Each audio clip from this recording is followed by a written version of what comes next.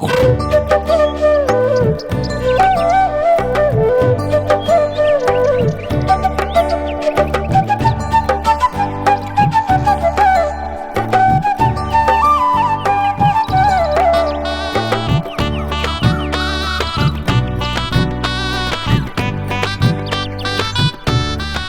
চাচা, রাস্তায় টেপ দিয়ে কি ভাবছো? চাচা শুনতে পারলো না নাকি? ও চাচা, কি ভাবছো গো? চাচার মনে হয় মাপজোক ভুল হয়ে যাবে বলে কথা বলছে না। চাচা, ও চাচা,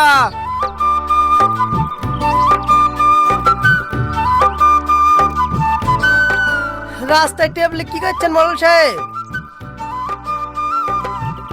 এই তো ভাই, এই রাস্তায় কাজ শুরু হবে তো, হ্যাঁ আমি গ্রামের মোড়ল, এইসবগুলোর একটু খেয়াল তো রাখতে হবে, তাই মাপজোক করছি। ও ঠিক আছে মোড়ল সাহেব, আপনি মাপজোক করেন, মাঠ থেকে ঘুরে আসি। চাচা, আমি ডাকলো আমাকে উত্তর দিলা না, ওর সাথে তো বেশ হেসে কথা বলছিলা। তো বলবো না, ওর ডাকের মধ্যে আর আমার ড্রেসের মধ্যে একটা মধুর মিল আছে। আর তুই চাচা চাচা ছাগল কথা ভেবে চলে যাচ্ছি কেন? মোড়ল সাহেব বলে ডাকতে তোমার খুব কষ্ট হয় নাকি? ও এই ব্যাপার। আচ্ছা, তোমায় কি করে মল মানবো? তুমি একা একা রাস্তা মাপছো, তোমার পাশে দুটি বডিগার্ড থাকবে, তুমি ঘামলি দাঁড়িয়ে থাকবা, তাহলে তো তোমাকে মডেল বানাবে। মোড়ল সাহেব মুখলেশ কিন্তু কথাটা ঠিকই বলেছে। আপনি দুটো বডিগার্ড রাখুন, গ্রামের সবাই আপনাকে মোড়ল বলে মানবে। মানবে তো? হ্যাঁ, অবশ্যই মানবে। যদি তাই হয় ঠিক আছে, আমি দেখছি।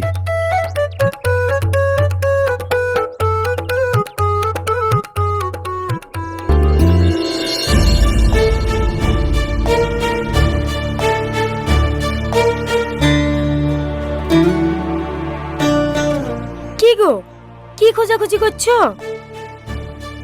তোর কানের দুটো কোথায় রেখিস রে? কেনে, তোমার আবার কানের পরার শখ হলো নাকি? আরে কি যে বলিস, আমি কেন কানে পড়তে যাব? আমি মরল মানুষ। তাহলে কানের খুঁজছো কেনে?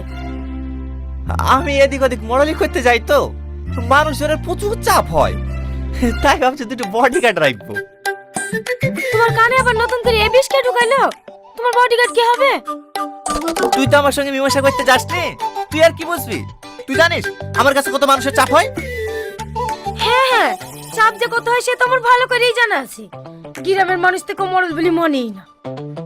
গ্রামের লোক সবাই মানে, শুধু তুই মানিস নি। বেশি বকিস নি, কানের দুটোতে। কেনে তোমার মনে নাই না মরলি করার নিশায় তোমার মাথাটাও গিছে? ভালো করে মনে করে দেখো, কিছুদিন আগে কানের দুটো বন্দুক দি পাড়া ছেলে পেলেদেরকে পিকনিক করার লেগে টাকা দিলি না? আরে শালা, তাই তো রে, আমার মনে নাই। আর কি করে মনে থাকবে বল, গ্রামের মানুষ জন্য যে চাপে থাকি। দেখি কি অন্য কোনো ব্যবস্থা করে কি।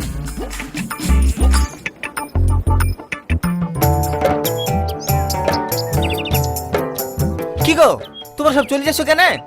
চলো আমি চলে এসছি, মীমাংসাটা করে দেবো। কিসের মীমাংসা করবেন চাচা? কেন, ওদের ভাই ভাই মীমাংসাটা করে দেবো। ও মীমাংসা তো হয়ে গেছে চাচা, আমরা তো বাড়ি যাচ্ছি। এটা তো আমি মেনে নেবো না। যেখানে মরল যায়নি সেখানে মীমাংসা কি করে হইলো? ওখানে মোড়লের কি দরকার? ভাই ভাই মীমাংসা করিলাই তো। তা বললে তো হবে না। তোমাদের কথা মতন আমি কষ্ট করে দুটো বডিগার্ড রেখেছি, আর তোমরা আমাকে নালি মীমাংসা করে ফেলছো, সেটা তো আমি মেনে নেবো না। মোড়ল সাহেব, এই দুটো আপনার বডিগার্ড? হ্যাঁ, তো না যায় কেনে? এই আমাদেরকে না যায় বলবি না, মারবো এক কিল। চাচা, তোর বডিগার্ড মেয়ে ছিল না পিঠে ছিলি? এই বিশু, এই খাসি কি বলে আমার দাদু 1 কোটি টাকা খরচ করে আমার মুসলমান দিছে। এই খাসি বলে কিনা আমি পিঠা ছিলি না মেয়ে ছিলি, মারবো এক কিল। হ্যাঁ ঠিক আছে ঠিক আছে, আমরা বুঝতে পেরেছি, তুমি মহাপুরুষ। মোড়ল সাহেব, আপনাকে সবাই মোড়ল বলে মানবে, কিন্তু আপনার বডিগার্ড দুটো একটু জোয়ান হলে ভালো হতো। এই ছোড়া, আমি কি কম জোয়ান নাকি? এত চুপ কর তো। আরে জোয়ান বডিগার্ড রাখতে তো বলছো, ওদেরকে টাকা লাগতো যে। কেন এদেরকে টাকা লাগে না নাকি?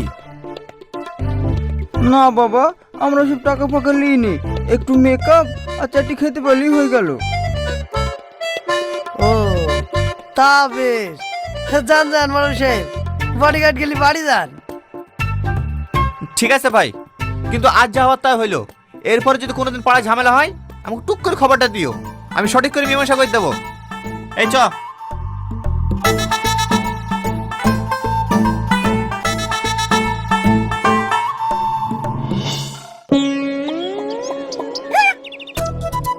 কই রে, এই বডিগার্ড গুলোকে চারটি খেতে দে, ওই পাড়ে মেয়েলি ঝামেলা চলছে, মীমাংসা করতে যেতে হবে।